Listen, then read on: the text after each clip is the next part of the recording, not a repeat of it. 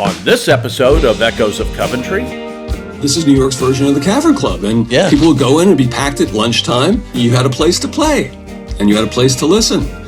And those places are key to the history of music in New York. And through some of the bands that were there, I got a chance to play there, the history of music in America. Welcome to 1970s New York City, where Coventry, the legendary live music venue, originally the Popcorn Pub, became a stepping stone for younger generation bands like the New York Dolls and Kiss, pioneering the transition from rock and roll to glitter, punk, and beyond. I'm your host, Jeff Cantor, and this is Echoes of Coventry. New York City, call my name.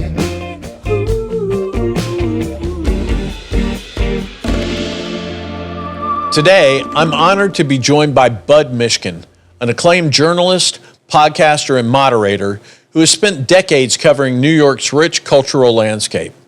You may recognize Budd from his work as an anchor at 1010 Wins New York, or from his deep connections in the music world, having moderated countless live events and conversations with some of the industry's most legendary figures. He's even worked closely with David Johansen of the New York Dolls, one of the acts that helped define the sound and spirit of this time. So, Budd, thank you so much for joining us on the Echoes of Coventry podcast today. Can you tell us what sparked your love of music? Well, I grew up in a house of music. And growing up in Monroe, New York, about an hour and a half north of the city, my older brother played guitar, my sister played piano and violin. And then I came along and I played piano and then played guitar. So music was always a big thing and an absolute source of enjoyment in the house, not just playing it, but listening to it. And also when we got into the car, the big top 40 AM radio station at that point, we're talking about late 60s, is WABC, which had a huge signal that could be heard everywhere. And we just got in the car and you turned on the radio. It was this amazing music. It was the Beatles. It was the Stones. It was Motown. It was soul. It was great music. And so having music around, it was a constant. And that's still to this day. You've covered and moderated conversations with so many incredible musicians from what I hear. Do you remember any specific moments that truly stick with you? Spending time with David Johansen, and obviously David Johansen is a connection to this club in Queens, and clearly a connection to the downtown scene in the 70s with the New York Dolls. David's a really thoughtful guy. It's a wonderful interview, very funny. And he also, so I did something with him for New York One when I was working at the news station, TV news station in New York One for a profile. And he had great stories and thoughtful stories to tell. And then I did a night with him at the 92nd Street Y on stage. And beforehand, a few weeks before, he called me and said, or I was speaking to him, and he said, "Hey, I want to sing 2 songs, but I just want to sing them. Would you play the guitar on them?" He knew that I was a guitar player. And I was like, "Wait, you're asking me to play guitar on your songs?" "Yeah, I think I'm available for that." So that was very sweet of him and kind of showed who he is, kind of a giving musician. Sure. And so in those moments, in talking to him about his experiences and with the New York Dolls and beyond, Buster Poindexter, since I love music and I play some myself, I really appreciate the fact that these people made it their profession, their passion, and the discipline it took to do that and to, not bang your head against the wall because of the vagaries of the music business, of which there are many. Yeah. What do you think in your conversations and your dealings with and being the personal guitar player for David Johansen, what do you see his impact on the New York music scene? Well, I think it's part of a bigger picture. Yeah. I mean, first of all, I think he's great. I think the New York Dolls definitely made an impression. I think the character of Buster Poindexter definitely made an impression. And what he's done since then, here's a guy who can play in a theater, but also can play at the Cafe Carlisle, and he makes it work. Yeah. And so, because he's got great stage presence and he's a wonderful musician. I think the beauty of that era in New York is that it really is the stuff of legend, in the sense that the real, I think, meaning of the word legend is we didn't see it. Look, we can go online these days and see just about everything from any time, anywhere.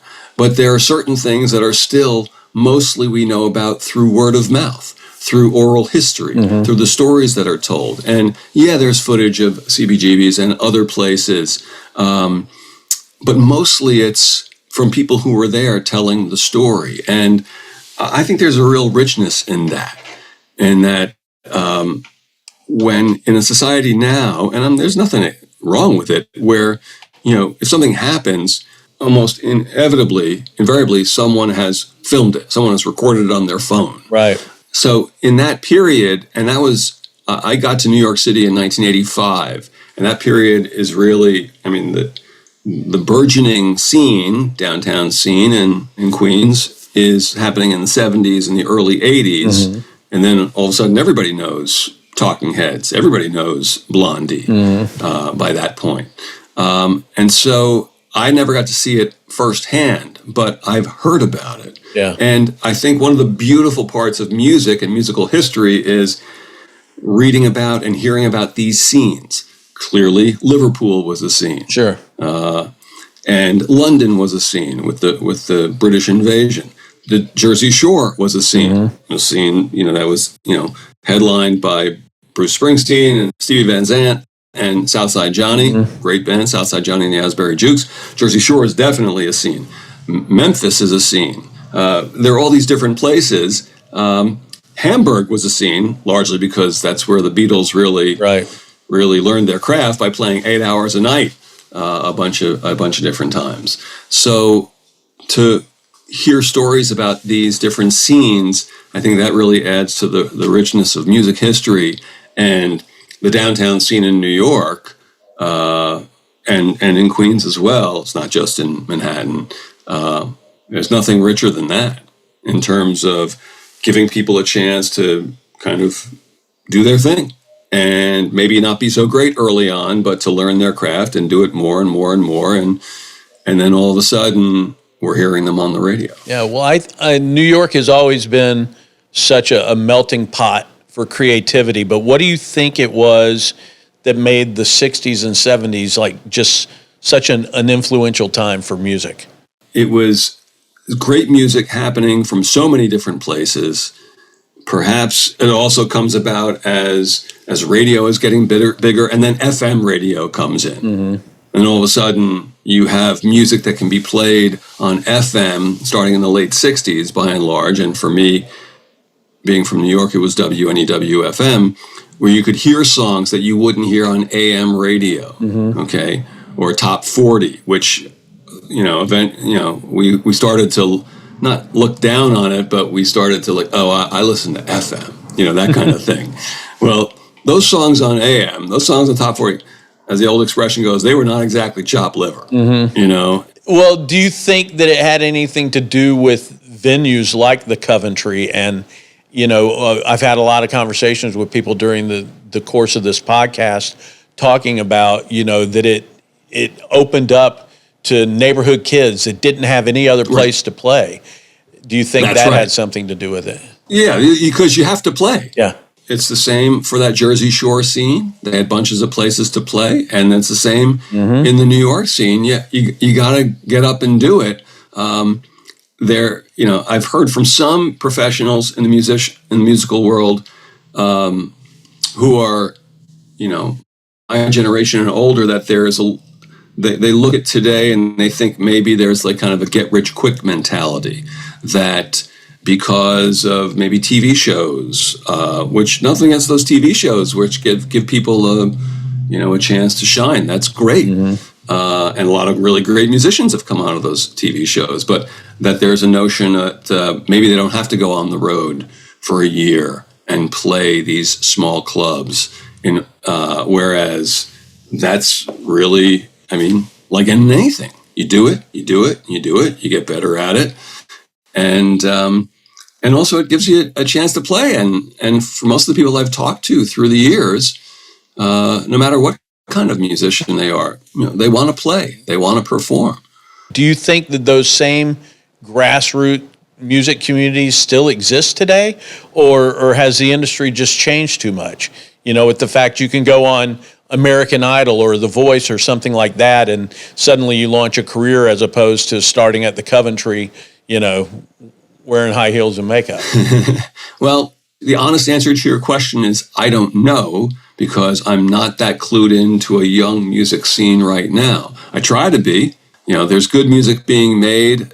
Whether it's the same in terms of coming up and people playing at clubs like these, quite honestly, I don't know. That said, again, like in anything, I hope it exists, not because I feel like, they need to pay their dues. And no, if you can do it and you can, to use the sports metaphor, go straight from high school to the pros, God bless you.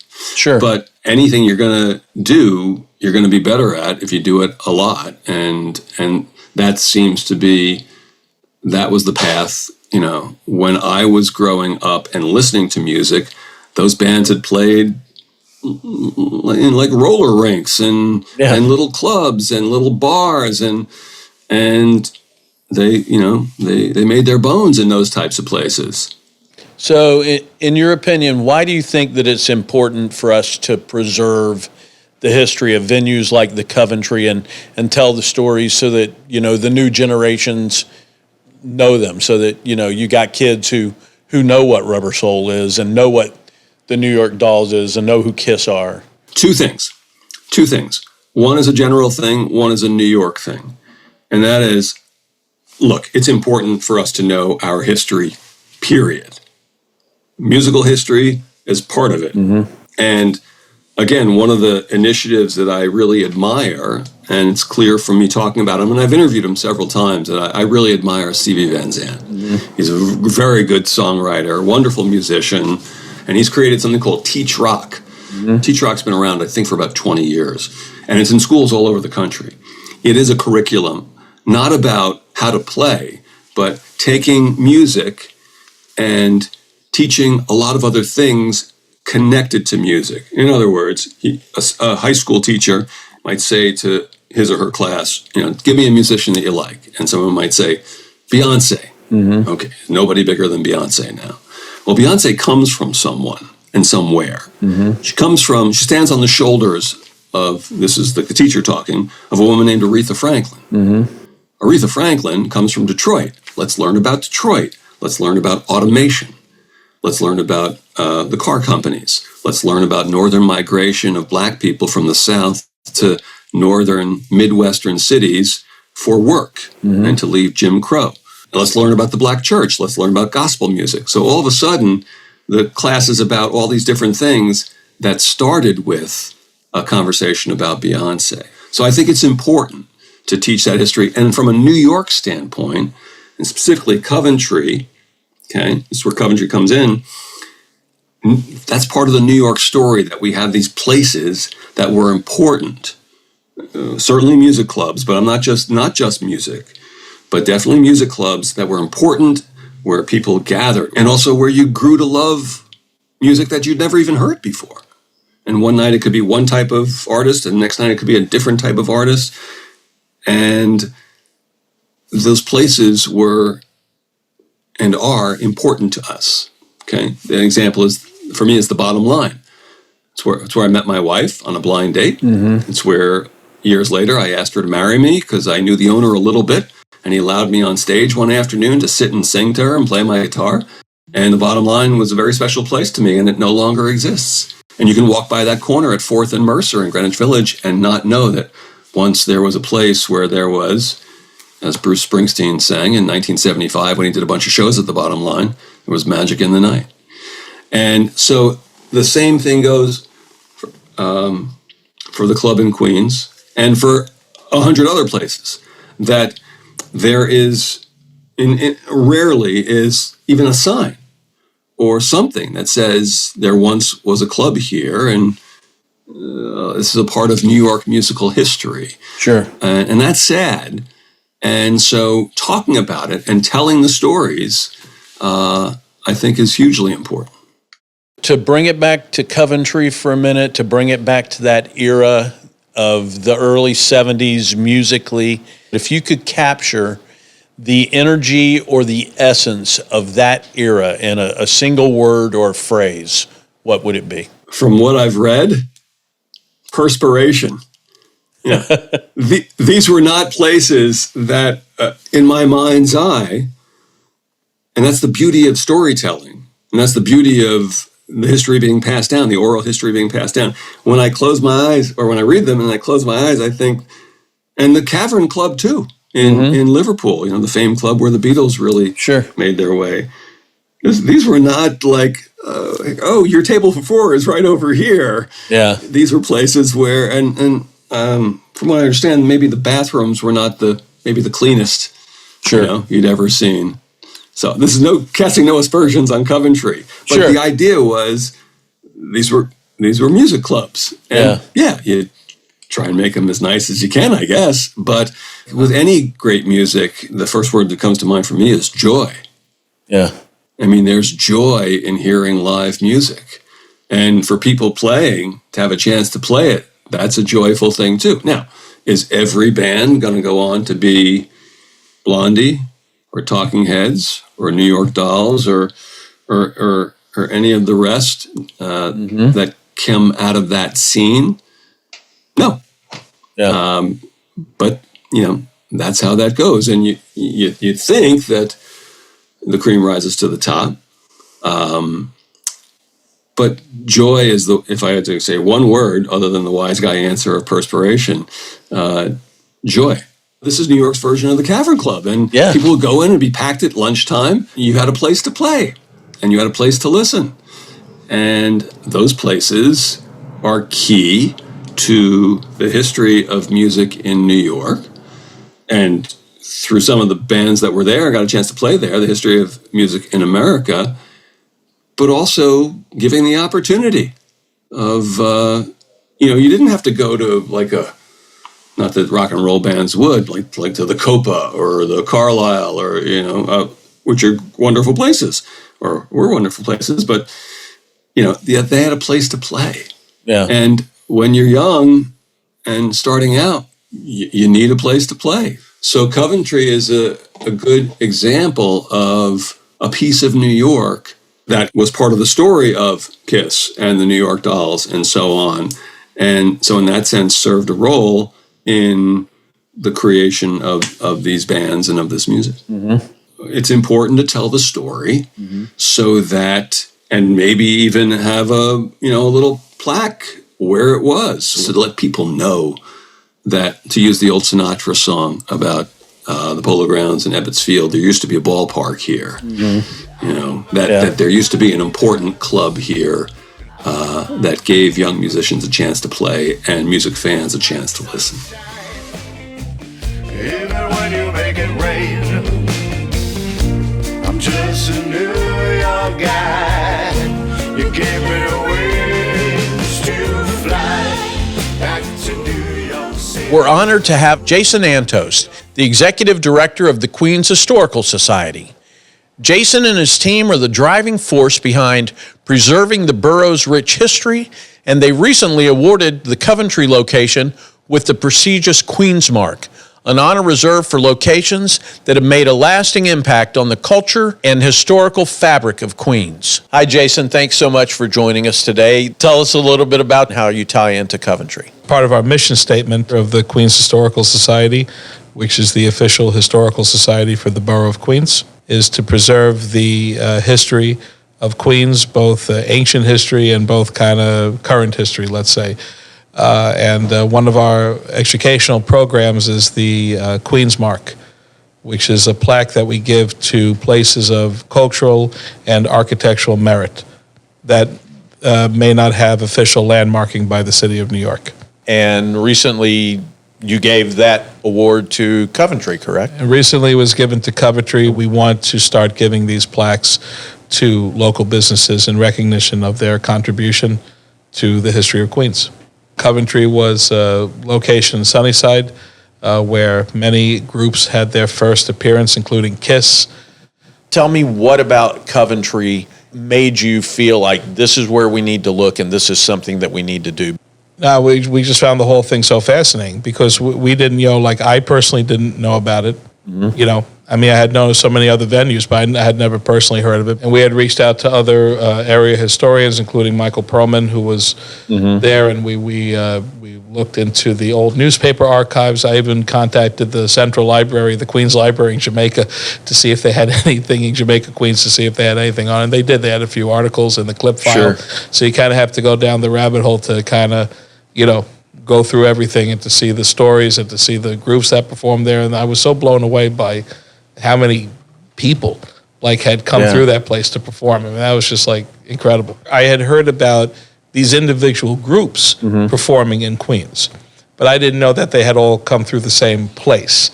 Right. And in most cases originated at one specific venue. Sure. And that to me was the part that was wow, okay, it kind of fills in the gaps. And it also, confirms, where you're, this is where so-and-so used to play, this is where so-and-so used to play. And then you see a physical ad for it. Right. And it's no longer a rumor or a local legend or urban legend. It's the real thing. So that was kind of that verification was important and very, very interesting. I was fascinated to see that Blondie had played there. Also that Sam and Dave had performed there. I'm still kind of caught on that one. I'm okay, that's pretty cool.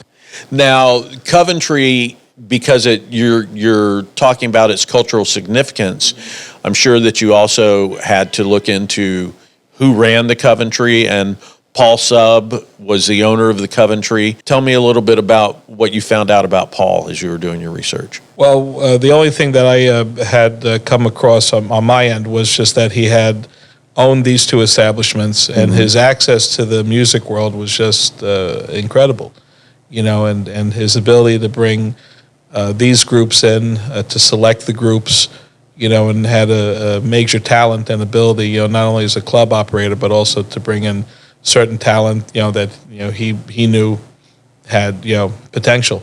And, Sure. and to share it with everybody in the community. A local watering hole, so to speak. I mean, that's, again, very, very unique and something that you just don't see anymore, and who knows if you'll see it ever again. Coventry Club is one of those places where, a lot of people know about it, but the time is coming where a lot of people will not know about it. So that's kind of where the Queensmark comes in. Well, I want to say thank you to the Queens Historical Society for bringing more attention to Coventry and really giving it that honor of the Queensmark. And thank you for helping focus light on us. No, thank you. Thanks for joining us on this episode of Echoes of Coventry. Don't forget to follow us on social media at Bliss Street NYC on Facebook and Instagram, and at The Sound Dogs on Facebook and Instagram to keep up with the latest episodes and behind-the-scenes content. Stay tuned for more tales from New York's homegrown rock and roll scene, and I'll catch you around the neighborhood.